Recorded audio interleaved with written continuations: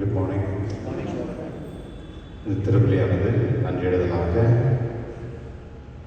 ரீசா மேரி சாமுவேலுடைய பிறந்த நாள் இருக்காங்க. Happy birthday. மற்றும் Shirley Sunitha birthday. Happy birthday. Charles Barnard பிறந்த நாள். Okay, happy birthday.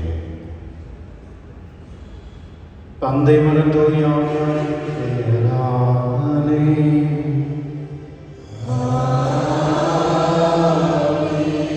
நம் ஆண்டவராகிய இயேசு கிறிஸ்துவின் அருளும் கடவுளின் அன்பும் தூய ஆவியாரின் நட்புறவும் உங்கள் அனைவரோடும் இருப்பதாக.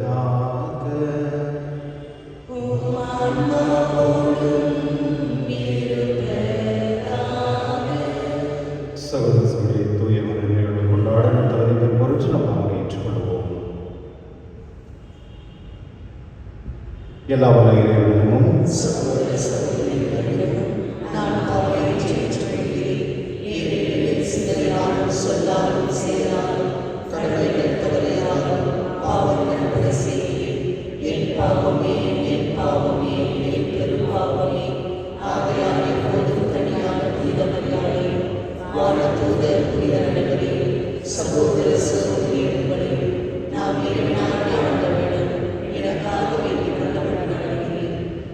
எல்லா வல்ல இறைவன் நம்மை இறக்க வைத்து நம் பாவனை மன்னித்து நம்மை நிலை வாழ்வுக்கு அழைத்து செல்வாராக.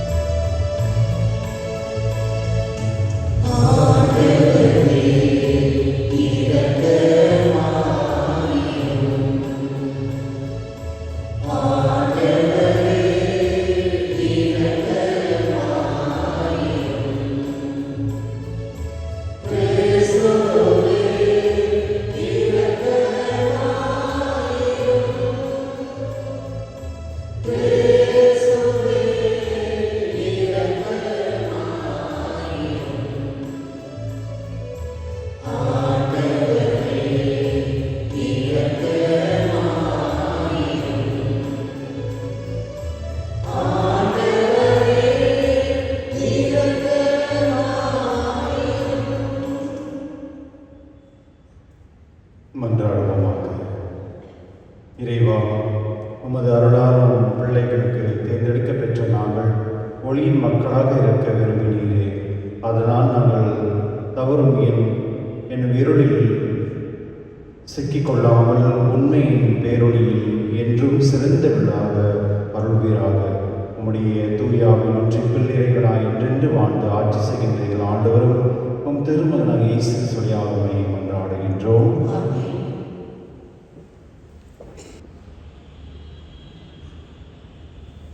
இறைவாக்கினர் ஆமோஸ் நூலிலிருந்து வாசகம். அந்நாட்களில் பெத்தேலின் குருவாகிய அமெத்சியா என்பவன் இஸ்ரேலின் அரசன் யெரொபெயாமுக்கு இவ்வாறு சொல்லி அனுப்பினான். இஸ்ரேல் வீட்டாரிடையே ஆமோஸ் உமக்கு எதிராக சதி செய்கிறான். அவன் சொல்வதையெல்லாம் இந்த நாட்டால் தாங்க முடியவில்லை. ஏனெனில் எபிரேயன் வாளால் மடிவான். அவனது நாட்டை விட்டு இஸ்ரேல் அடிமையாக கொண்டு போகப்படும் என்று ஆமோஸ் சொல்கிறான். பின்பு அமெத்சியா ஆமோஸை பார்த்து, காட்சி காண்பவனே, இங்கிருந்து போய்விடு, யூதாவின் நாட்டுக்கு ஓடிவிடு. அங்கே போய் இறைவாக்கு உரைத்து உன் பெத்தேலில் இனி ஒருபோதும் இறைவாக்கு உரைக்காதே, ஏனெனில் இது அரசின் புனித இடம், அரசுக்குரிய இல்லம் என்று சொன்னான். ஆமோஸ் அதற்கு மறுமொழியாக அமத்சியாவை பார்த்து கூறினார், நான் இறைவாக்கினர் இல்லை, இறைவாக்கினர் குழுவில் உறுப்பினரும் இல்லை. நான் ஆடு மாடு மேய்ப்பவன், காட்டு அத்திமரத் தோட்டக்காரன். ஆடுகள் ஓட்டிக்கொண்டு போன என்னை ஆண்டவர் தேர்ந்தெடுத்து என் மக்களாகிய இஸ்ரேலிடம் சென்று இறைவாக்கு உரைத்திடு என்று அனுப்பினார்.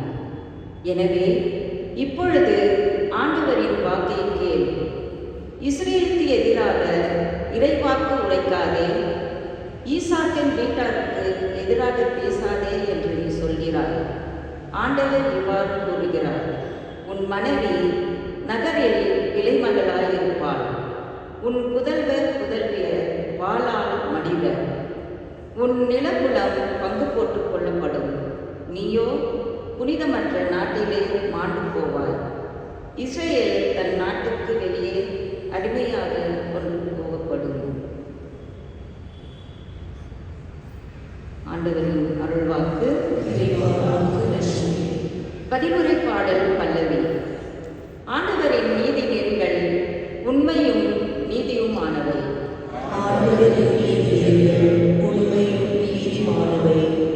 ஆண்டவரின் திருச்சட்டம் நிறைவானது, அது புத்துயிர் அளிக்கின்றது. ஆண்டவரின் ஒழுங்குமுறை நம்பத்தக்கது, எளியவருக்கு அது ஞானம் அளிக்கின்றது.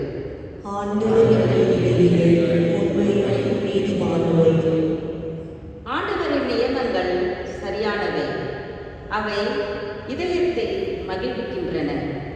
ஆண்டவரின் கட்டளைகள் ஒளிமயமானவை, அவை கண்களை ஒளிர்விக்கின்றன.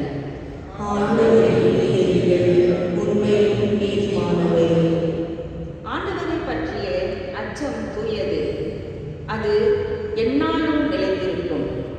ஆண்டவரின் நீதி நெறிகள் உண்மையானவை, அவை முற்றிலும் நீதியானவை.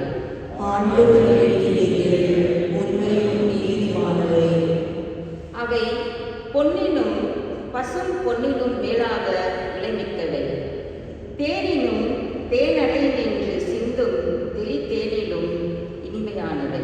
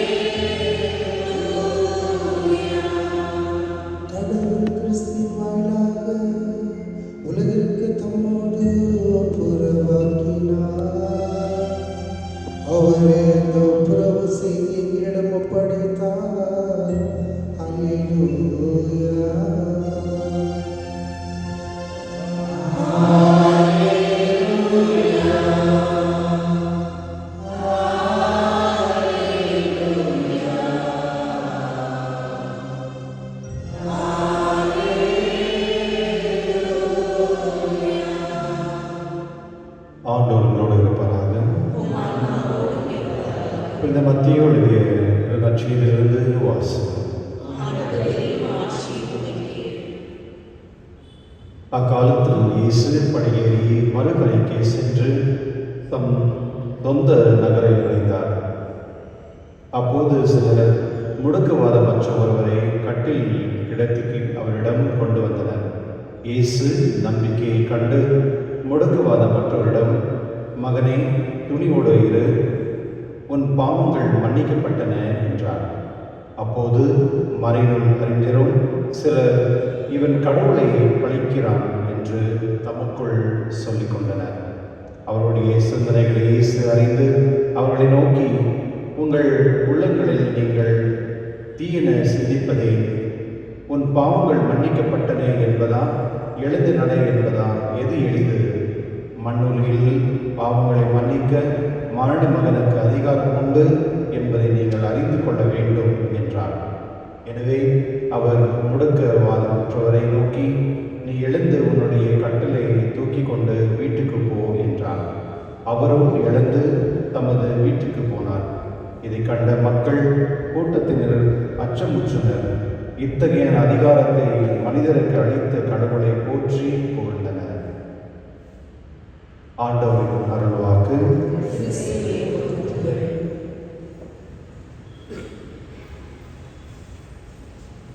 நீங்கள் ஒரு ஊருக்கு போனாலும் இல்லை எங்கன்னா ஒரு இடத்துல நீங்கள் இருந்தீங்கன்னா இல்லை குடும்பத்துலேயோ இல்லை பங்கில் கூட 4 பேர் இருப்பாங்க எப்போதுமே. அந்த 4 பேர் வந்து எல்லாத்தையும் மூக்கு போடுவாங்க. பார்த்துருக்கீங்களா? எல்லாத்தையும் மூக்கு போடுவாங்க. இந்த சில 4 பேர் இருப்பாங்க எப்போதுமே கண்ணு போடுவாங்க. மற்றவங்க என்ன செய்கிறாங்க செய்யணும். சில பேர் காது போடுவாங்க. எல்லாம் இங்கே இருக்கிறது தான், கண்ணு மூக்கு காது. சில பேர் வாய் போடுவாங்க. 4 பேர் 4 விதமாக பேசுவாங்க. கேள்விப்பட்டிருக்கீங்களா? அந்த 4 பேர் நம்ம இருக்கிறோமா? நீங்கள் இருக்கிறீங்களா? இந்த 4 இல்லையா? யோசிப்பாங்க. ஊரில் கோயிலில் அங்கே இங்கே வந்து ஒரு 4 பேர் இருப்பாங்க. அந்த 4 பேர் வந்து ஒரு மாதிரியை பேசுவாங்க, கதை பேசுவாங்க, மற்றவங்களுக்கு அது பண்ணே இருப்பாங்க, தொழில் பண்ணே இருப்பாங்க. அந்த 4 பேர் நம்ம இருக்கிறோமான்னு யோசிக்கணும். என்னுடைய நற்செய்தி வந்து 4 பேர் வந்து ஒரு சிக்கா இருக்கிறவர் முடக்கவாதமற்ற ஒருவரை கட்டில் கிடத்தி அவரை கொண்டு வரார். இப்போது மத்திய நற்செய்தியில் இப்படி இருக்கு. இப்போ நற்செய்தியில் வந்து அவர் வந்து அந்த கூரையிலேருந்து இறக்குற மாதிரி இருக்கு. அது ஒரு பெரிய ஃபிலாசபி. அதாவது 4 பேர் வந்து அந்த மனிதனை அவனை குணமாக்கணும், அவன் தொந்தரவில் இருக்கிறான், அவன் பிரச்சனை அவனை சரிப்படுத்தணும் அப்படின்னு வராங்க. இப்போ நீங்கள் யோசிக்கலாம், இந்த 4 பேர் நீங்கள் இருக்கிறீங்களா? முதல் 4 பேர் வந்து எல்லாத்துலேயும் மூக்கு போடுவாங்க, சில பேர் கண்ணு போடுவாங்க, சில பேர் காது போடுவாங்க, சில பேர் பிரச்சனை பண்ணே இருப்பாங்க. 4 பேர் அது எல்லா இடத்துலையும் இருப்பாங்க, நம்ம கொள்ளையோடு இருப்பாங்க. இன்றைக்கி நற்செய்தி சொல்லக்கூடிய 4 பேர் வந்து நல்லவர்கள். அந்த 4 பேர் வந்து கடவுள் வந்து அவர் வந்து நல்ல குணப்படுத்துகிறார் அப்படின்னு சொல்லி யாரோ ஒருத்தர் வந்து படுத்துன்னு இருக்கிறவரை கொண்டு வந்து கடவுளுக்கு கொண்டு வைக்கிறாங்க. அந்த 4 பேருடைய விசுவாசத்தை பார்த்து ஆண்டவர் வந்து 2 பொருள்கள் செய்கிறாங்க. முதல் பொருள் வந்து அவர் செஞ்சது வந்து உன்னுடைய பாவங்கள் மன்னிக்கப்பட்டனான்னு சொல்லிட்டு. இதுவரைக்கும் இஸ்ராயலில் வந்து அப்படி கேட்டதே கிடையாது. அவங்க எப்போதுமே பல்லுக்கு பல்லு தான் பார்த்துருக்காங்க. யாராவது எனக்கு வந்து ஏதாவது ஒரு தொந்தரவு பண்ணியிருந்தால் அவங்க பழி நான் எடுக்கணும். அது மோசி கொடுத்த கட்டளையிலே இருக்குது. ஒரு வேளை யாராவது உனக்கு தவறு செஞ்சுதான் ஒரு கை எடுத்தால் நீ ஒரு கைக்கு தான் எடுக்கணும், நீ 2 கை எடுக்கக்கூடாது அப்படின்னு ஒரு சட்டமே இருந்தது. ஆனால் அந்த மாதிரி இஸ்ரேல் மக்கள் வந்து 1500 வருஷங்கள் வந்து கடைபிடித்து வந்தார்கள். அந்த காலகட்டத்தில் ஆண்டவர் ஒரு புதுசாக சொல்கிறார் வந்து நீங்கள் வந்து என்ன சொல்கிறது, உன்னுடைய பாவங்கள் மன்னிக்கப்பட்டன அப்படின்னு புதுசாக சொல்கிறார். இன்றைக்கி டாக்டர்ஸ் என்ன சொல்கிறாங்க அப்படின்னா, யாராவது ஒரு நோவில் இருக்கிறான்னு வச்சுக்கோங்க, கேன்சரோ இல்லை ஏதோ ஒரு ப்ராப்ளமில் இருக்காங்கன்னு வச்சுக்கோங்க, அவங்களுக்கு வந்து அந்த பாவம் அந்த சிக்னஸோட அந்த மனசாட்சி செஞ்ச தவறுகள் ஒன்று இருக்கும். அது வந்து சரியாயிடுச்சுன்னா இது கூட சரியாயிடும் அப்படின்னு சொல்கிறாங்க டாக்டர்ஸ்.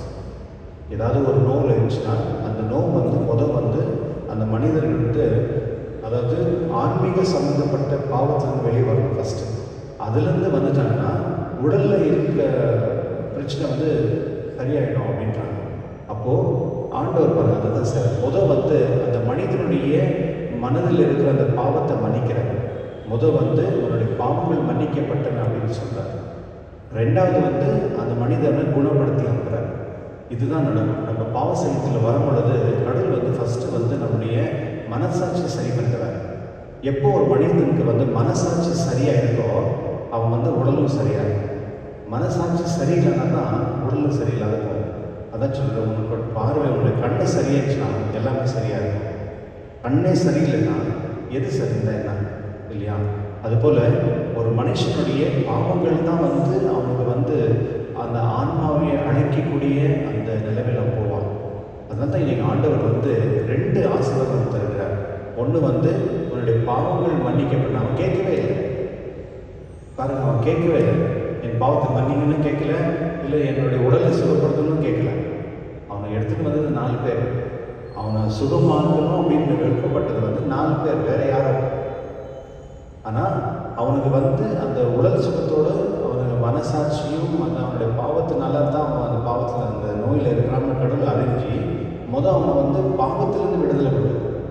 அப்போ அவன் வந்து மோட்சத்துக்கும் போக முடியும், அவனோட உடலும் சுகம். இதுதான் நம்ம கடவுள் செய்யக்கூடிய வரப்பிரசாதம். ஒரு முறையும் நம்ம திருப்பலிக்கு வரும் பொழுது கடவுள் நமக்கு இந்த ஆசீர்வாதம் தான் கொடுக்குறாரு. ஃபஸ்ட்டு வந்து நம்மளுடைய மனசாட்சிக்கு செஞ்ச விரோதங்களை, நம்முடைய ஆன்மீகத்துக்கு சம்மந்தப்பட்ட பாவங்களை வந்து நீக்கிறார். அது ஆயிட்ட பிறகு தான் நம்மளுக்கு வந்து உடல் சுகத்தை சக்தி கொடுக்குறார். கிறிஸ்துவர்களே, கடவுள்கிட்ட நம்ம கேட்கும் பொழுது வந்து நம்ம பாவத்திலிருந்து விடுதலை ஆகும். அதுதான் நம்ம கடவுள்கிட்ட கேட்கணும். எனக்கு உடல் சுகத்தை கொடு, சரி கொடுத்த பிறகு நான் மறுபடியும் பாவம் செய்யட்டா? கரெக்ட் தானே? அப்போது நமக்கு தேவை இருக்கிறது வந்து வந்து நம்முடைய மனசாட்சியும் இந்த மனதை சுத்தப்படுத்தக்கூடிய. இப்போ சில பேருக்கு நீங்கள் என்ன தான் நீங்கள் நல்லது சொல்லுங்க, அவங்க புரியவே முடியாது, அவங்களால அதை புரிஞ்சிக்க முடியாது, அவங்க அப்படி தான் இருப்பாங்க. ஏன் அப்படின்னா ஃபர்ஸ்ட் ஆஃப் ஆல் வந்து அவங்களுக்கு அந்த மனம் வந்து சுத்தமாக இருக்காது. அந்த மனம் சுத்தமாக இல்லாதனால அவங்க செய்கிற வேலையே செஞ்சுட்டு போவாங்க. அவங்களுக்கு நீங்கள் என்ன தான் சொன்னாலும் அவங்க அப்படி தான் செய்வாங்க. காரணம் என்ன அப்படின்னா அவங்களுக்கு மனசாட்சி, அவங்களுக்கு வந்து அந்த பாவன்ற ஒரு கரை வந்து அப்படியே பதிஞ்சிருக்கும், ஷீல்டு மாதிரி இருக்கும். அதை எடுத்து வெளியே போட்டால் தான் நான் வந்து என்னுடைய மனசை வந்து சுத்தப்படுத்திக்க முடியும்.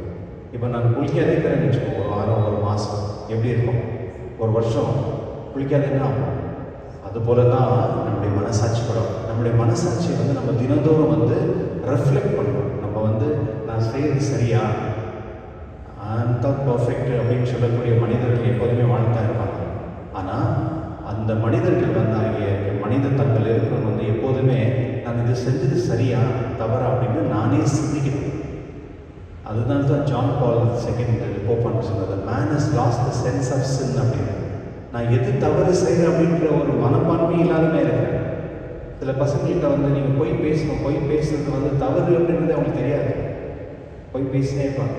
சில பேர் வந்து கெட்ட பேச்சு பேசுவாங்க, அது கெட்ட பேச்சு பேசுறது வந்து தவறு அப்படின்றது அந்த உணர்வே இல்லாத பேசிட்டே இருப்பாங்க. மற்றவங்களை பற்றி பேசக்கூடாது அப்படின்றது தெரிஞ்சாலும் அவங்க பேசிதான் இருப்பாங்க.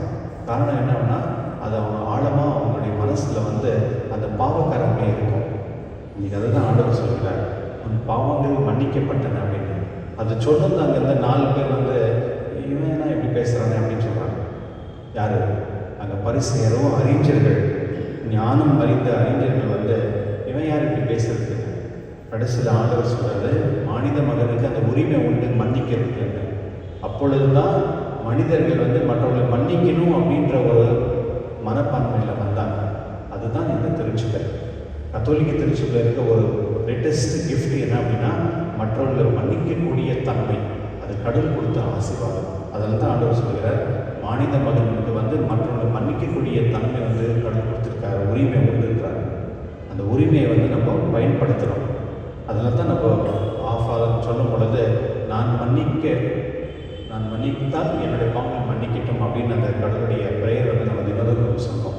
கிறிஸ்துவர்களே, என்னுடைய நற்செய்தி வந்து ஒரு எக்ஸலண்ட்டான ஒரு இதை நம்ம வந்து பர்சனலைஸ் பண்ணிக்கணும். இந்த நற்செய்தியை வந்து நம்ம இந்த 4 பேர் நல்லது செஞ்சாங்களே அந்த 4 பேருடைய மனிதர்களாக நம்ம இருக்கணும்.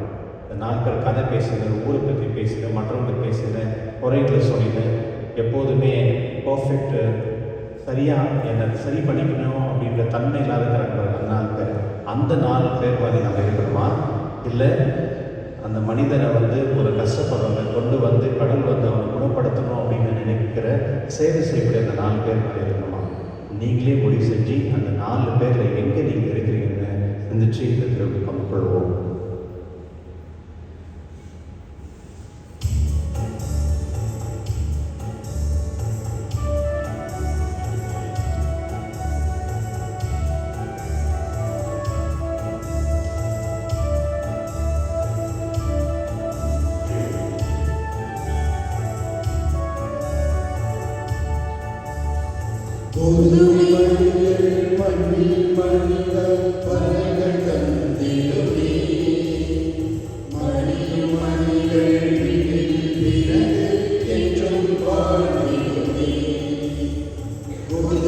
மனிதர் மண்ணில் மனிதர்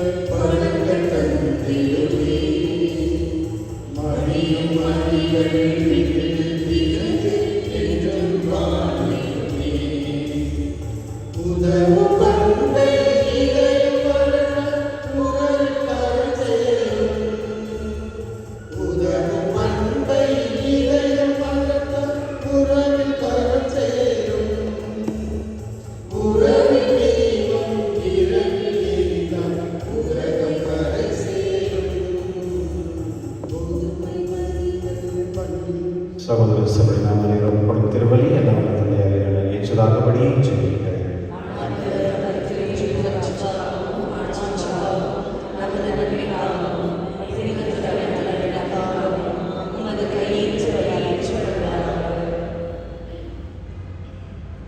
இறைவா, நீர் அருள் கூர்ந்து ஏற்பாடு செய்தவும் மறை நிகழ்வுகள் எங்களுக்கு நற்பை அளிக்கவும் வேண்டுகின்றோம்.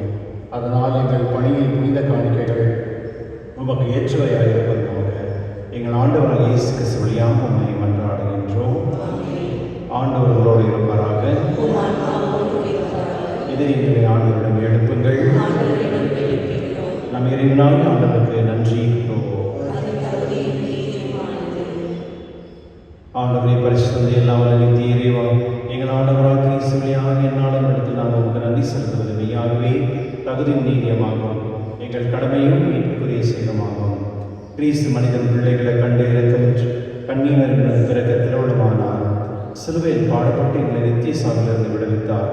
இறந்தோறும் இருந்து உயிர்த்தெழுந்த நித்திய வாழ்க்கை கழித்தார். ஆகவே தூதருமாறு இணை சொல்வோம், ஆட்சி பெறும் மற்றும் வானசங்களின் அனைவரோடும் சேர்ந்து நாங்கள் உமது மகிமையை புகழ்ந்து பாடி முடிவின்றி சொல்வதாவது: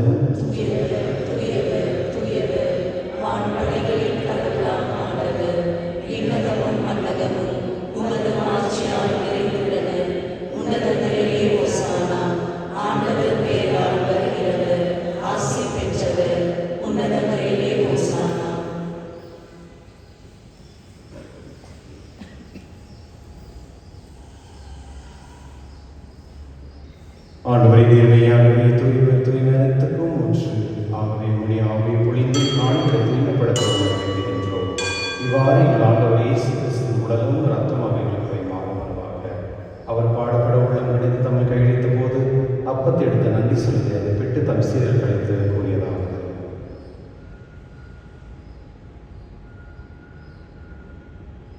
அனைவரும் இதிலிருந்து பெற்று உண்ணுங்கள், ஏனெனில் இது உங்களுக்காக கையளிக்கப்படும் என் உடல்.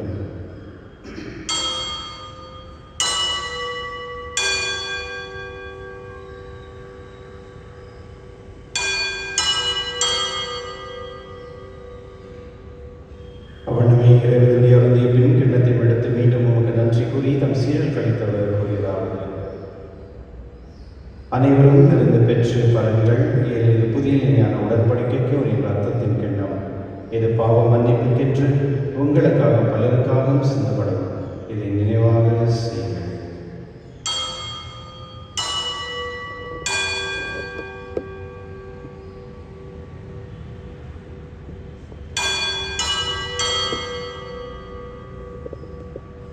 நம்பிக்கை மறைப்பொருள்.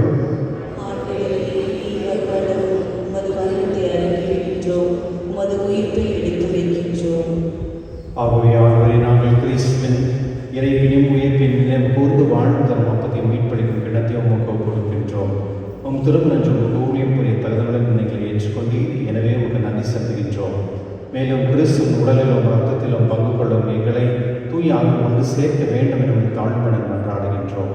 ஆண்டவரை உலகெங்கும் பரவிருக்கும் ஒரு திருவின் நினைவு கூர்ந்தலும் எங்கள் திருத்தந்தை லியோ, எங்களாய பீட்டர், எல்லா திருநீராகிய அணியரோடும் திருவன் நன்மை நிறுவன செய்துள்ளோம். மேலும் உயிர்த்தெழும் எதிர்நோக்கு தூயில் கொள்ளும் எங்கள் சகோதர சகோதரியும் இறந்தோர் அனைவரும் இறக்கத்துடன் நினைவு கூர்ந்து திருமண ஒளியில் ஏற்றிருந்தோம். எங்கள் அனைவரும் மீதும் இரக்கமாயிரும். கடவுள் கணித்தான புனித மரியாதை கடனார்ந்த புனித யோசேப், புனித திருத்தூதர்களின் உலகில் உமக்கு உந்தவராக இருந்தவராகிய புனித அனைவரோடும் நாங்கள் நிலை காணும் பங்கு கொள்ளும் தகுதி பெற்று திருமணம் இயேசு கிறிஸ்துவின் நம்மை புகழேது மலர்ந்த உம்மை மன்றாடுகின்றோம். இவர் வழியாக இவரோடு இவரில் எல்லாம் உள்ள இறைவனாகிய தந்தையே,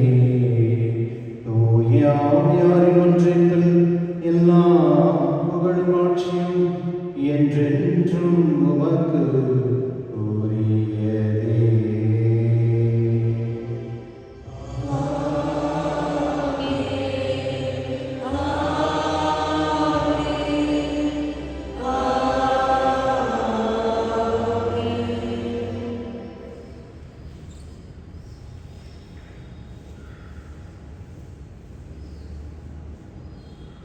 மீட்பரின் கட்டளையால் கற்பிக்கப்பட்டு இறை படிப்பினால் பயிற்சி பெற்று நாம் வந்து சொல்லுவோம்.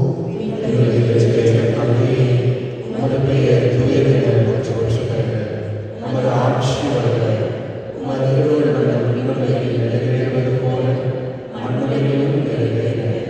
எங்கள் அன்றாட உணவை இன்று எங்களுக்கு தாரும். எங்களுக்கு எதிரான குற்றம் செய்தோரை நாங்கள் மன்னிப்பது போல எங்கள் குற்றங்களையும் மன்னியும்.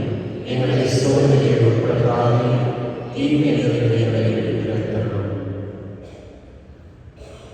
ஆண்டவரை தீங்கிலிருந்து எங்களை விடுவித்து எங்கள் வாழ்நாளின் அமைதியும் கனிவுணர்வுடன் கொண்டாடுகின்றோம்.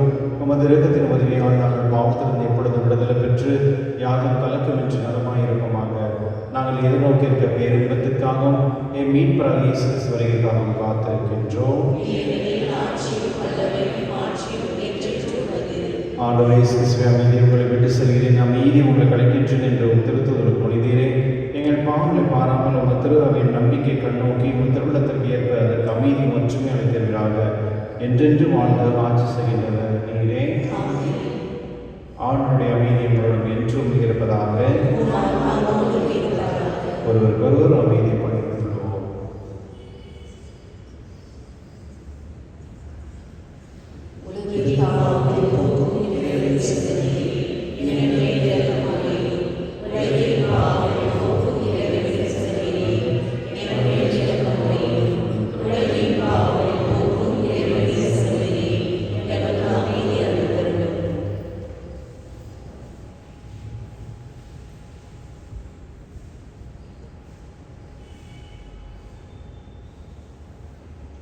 இதோ இறைவன் சென்று இதோ உலகின் பாவங்களை போக்குபவர் சென்று விருது அழைக்க பெற்றோர் பேறு பெற்றோர்.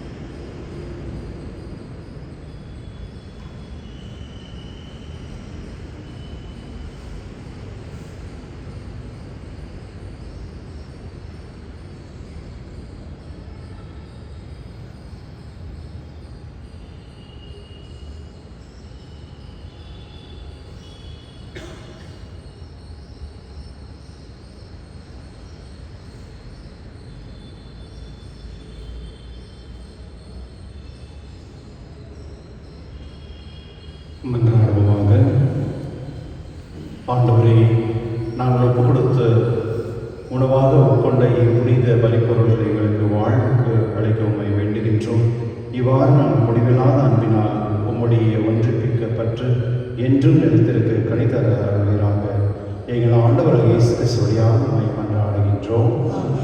ஆண்டவர் உங்களோடு இருப்பதாக. எல்லாம் வல்ல இறைவன் தந்தை, மகன், தூய ஆவியார் அனைவரையும் ஆசீர்வதிப்பாராக.